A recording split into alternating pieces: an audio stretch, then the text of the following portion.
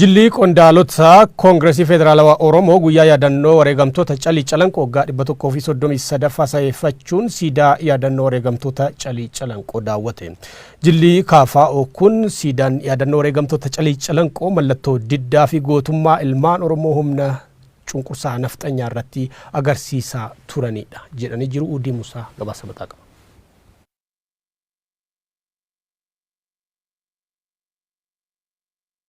Sabni tokko gaayee waan kaleessaasaas waan dur keessa darbes seenaa isaa hoo beeke malee gara fuulduraatti deemuu hin danda'u. Kun seenaa Oromoo keessatti Oromoon innaa humna addaa jala galu, humna alaa jala galu tokko kanasitti aarsaa guddaa iddootti kaffaledha. Gara fuulduraattis immoo sabni keenya innaa bilisummaa isaa yaaduu, innaa tokkummaa isaa yaaduu, innaa egeree isaa yaaduu, innaa bilisummaa isaa yaaduu, isa kaleessa keessa darbes abbootiin isaa, akaakayyuun isaa, baabileen isaa attamitti kufee, attamitti qabamee, attamitti dachii isaa, qe'ee isaa, biyya isaa dhabee warri kaan irratti diriirfatanii guddatanii isa kana duubatti ilaalee gara fuulduraatti immoo tarkaanfachuudhaa fi gumaacha guddaa godha jedhee yaada. Uummanni Oromoo yeroo sirna cunqursaa jala galuudhaaf deemu diddaa cunqursaa godhuudhaaf wareegama guddaa itti kafaledha. Uummanni keenya roorroo diddaadhaaf hangam takka falmate san booda immoo roorroo jala ba'uudhaaf immoo falmaa hammamii godhee injifannoo hangammaa argame kan akka argamsiisee kan itti wal yaadachiifnu jechuudha. Waan keessa dabre beekeetu yaadateetu tabooruu tolfata. Nama gadadoo kaleessaa keessa dabre yaadateetu boruu biyya misoomfachuu danda'a.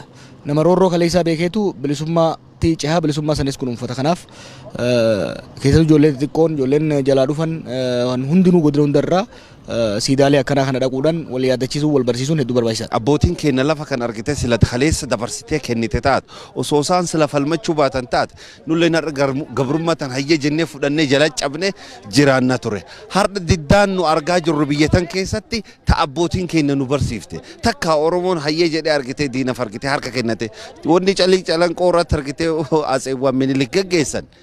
Waan argitee nu cabsanii lammeessoo Oromoon akka inni mataa ol qabatee biyyi kun kiyya an Oromoodha Oromiyaan kiyya akka inni hin jenne ture. Garuu dhaloonni har'ee nu arginu kun maalidha? An Oromoodha Oromiyaan tiyya jedhee falmataa jira. Kanaaf argitee dhaloonni kun wanni inni irraa baratu guddaan gabrummaa didu, namirra fa'amu, alagaaf shelachuu didu abbootiin keenya kan nu barsiiste argitee Calii Calanqoo.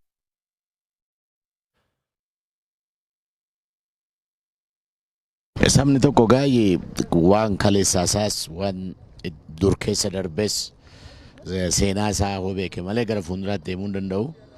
Kun seenaa Oromoo keessatti Oromoon innaa humna addaa jala galu, humna alaa jala galu tokko kanasitti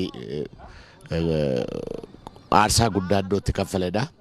Gara fuulduraattis immoo sabni keenya innaa bilisummaa isaa yaaduu, innaa tokkummaa isaa yaaduu, innaa egeree isaa yaaduu, innaa bilisummaa isaa yaaduu, isa kaleessa keessa darbes abbootiin isaa, akaakayyuun isaa, baabileen isaa attamitti kufee, attamitti qabamee, attamitti dachii isaa, qe'ee isaa, biyya isaa dhabee warri kaan irratti diriirfatanii guddatanii isa kana duubatti ilaalee gara fuulduraatti immoo tarkaanfachuudhaa fi gumaacha guddaa godha jedhee yaada. Uummanni Oromoo yeroo sirna cunqursaa jala galuudhaaf deemu diddaa cunqursaa godhuudhaaf wareegama guddaa itti kafaledha. Uummanni keenya roorroo diddaadhaaf hangam takka falmate san booda immoo roorroo jala ba'uudhaaf immoo falmaa hammamii godhee injifannoo hangammaa argame kan akka argamsiisee kan itti wal yaadachiifnu jechuudha. Waan keessa dabre beekeetu yaadateetu tabooruu tolfata. Nama gadadoo kaleessaa keessa dabre yaadateetu boruu biyya misoomfachuu danda'a. Nama roorroo kaleessaa beekeetu bilisummaatti cehaa bilisummaa sanis kunuunfata. Kanaaf keessatti ijoollee xixiqqoon ijoolleen jalaa dhufan hundinuu godina hundarraa siidaalee akkanaa kana dhaquudhaan wal yaadachiisuu wal barsiisuun hedduu barbaachisaadha. Abbootiin keenya lafa kan argite sila kaleessa dabarsitee kennite taatu osoo isaan sila falmachuu baatan taate nullee gabrummaatan hayya jennee fudhannee jala cabne jiraanna ture. Har'a diddaan nu argaa jirru biyyatan keessatti ta abbootiin keenya nu barsiifte. Takka Oromoon hayya jedhee argite diinaf argite harka kennate. Wanni Calii Calanqoo irratti argite Atseewwan Minilik gaggeessan. waan argitee nu cabsanii lammeessoo Oromoon akka inni mataa ol qabatee biyyi kun kiyya an Oromoodha Oromiyaan kiyya akka inni hin jenne ture garuu dhaloonni har'ee nu arginu kun maalidha an Oromoodha. Oromiyaan tiyya jedhee falmataa jira. Kanaaf argitee dhaloonni kun wanni inni irraa baratu guddaan gabrummaa didu namirra fa'amu alagaaf shelachuu didu abbootiin keenya kan barsiiste argite calii calanqoo.